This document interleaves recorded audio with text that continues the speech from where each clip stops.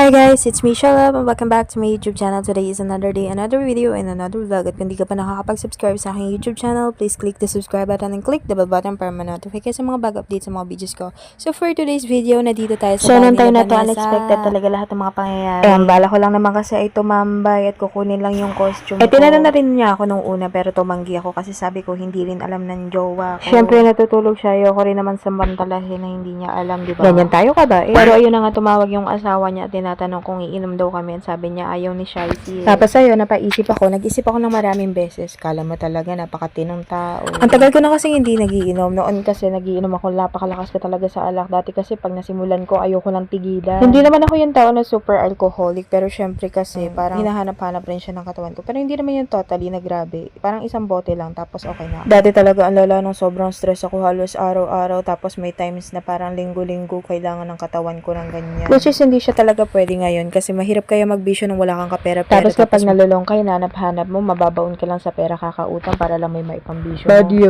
Pero ayun na nga, alam kong hindi niyo ako pinapakinggan at pinapanood niyo kung anong ginagawa ko. Sorry naman, hindi po ako Actually, perfect. yung buwan na rin at taon akong hindi umiinom. Umiinom nga ako dati, tapos napahinto ako ng 2 years, tapos bumalik ako ng 1 taon, tapos 2 years ulit akong huminto. Tapos Minsan na lang ako umiinom. pero nung time na to, buwan talaga na hindi kami uminom. Siguro nung uminom kami ni Jowa, matagal na rin, parang 2 months. Umiinom kami ni Jowa pag meron kaming okasyon o kaya meron kaming shot beams. Minsan pa yung shot beams namin, kaming dalawa lang ang nagsiset. So, kaming dalawa lang talaga yung nagbabay. Ang madalas ko kasing kainuman ngayon yung Jowa ko eh, online kami. Malamang, LDR nga ni. Saka hindi talaga ako gano'n na nagiinom kasi si Jowa umiwas din sa pag-iinom. Mabait siya, dapat mabait din tayo. Ayaw niya rin kasi ng alcoholic kasi naging alcoholic din siya before. Change for the better, ikaw. Pero ayun na nga, matagal na akong hindi marunong magtimpla o hindi nagtitimpla ng gin, kaya tingin ko din na talaga ako. Pero dahil hindi marunong magtimpla si Vanessa, syempre magrurunong-runungan tayo. Feeling pal nga daw ako, sabi ng dati kong grupo. Charing.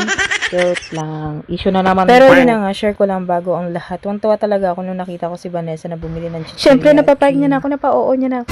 Charo. Kala mo naman talaga kung saan umuwi. Ano ka, gold? Pero ayun na nga, ang cute-cute lang ni Vanessa. Na-delete ko kasi yung video na yun, tsaka alam kong ayaw niya rin naman na ipakita. Sorry ulit kasi naka-portrait na naman yung camera. Dapat kasi pang TikTok to eh, tsaka pang Facebook. Pero dahil nga, gagawin ko rin na siyang vlog. So, ayan, ila-landscape ko siya na parang ganito. Magtiis na lang kayo, sa susunod ayusin ko na prom. So, yun, tuntuwa nga kami ni Blan. Tuwing sindi ko, umaapoy, syempre, mga ignorante kami. Noong time na to, piling innocent talaga kaming dalawa. Na para bang ang bait-bait namin at wala kaming kamuwang sa mundo. Na bawat pag-apoy ng alak, tungtuwa kami para kaming mga baliw. Sabi ko nga sa kanya, pakuluan na lang namin para hindi na sindihan. Tapos sabi ko sa kanya, paano ba to sindihan, sa ilalim o sa ibabaw? Pakuluan na lang natin, siguro naman kaya na inaapoyan kasi niluluto yung alak. Ngayon, pero joke lang, alam ko yan, pero syempre, ang tagal na. Tapos ayun na nga, matapos ka na magtimpla, nag-enjoy na lang kami, nag-inom kami, nag-video okay. Hindi ko na rin na-videohan pero nag-live kami nung time hanggang dumating sa point na lahat na nasa lamesa ko ay nagkandahulog at ako'y tinamaan na. Pero ayun na nga, nag-decide na rin ako umuwi. Sabi ko hindi ako pwede magpagabi ako ng sobra kasi meron akong kasamang bata at siya na naiisip ko rin na baka inaantok na kaya kailangan na rin namin. At sabi ko ibabawi na lang ako sa susunod. Natapos na naman ang ating video. Before you leave this video, please click the subscribe button and click the bell button para ma-notify ka sa mga bago updates sa mga videos ko. So don't forget to like, share, and comment. Please positive, stay good, guys. Always God bless to all of you and never give up.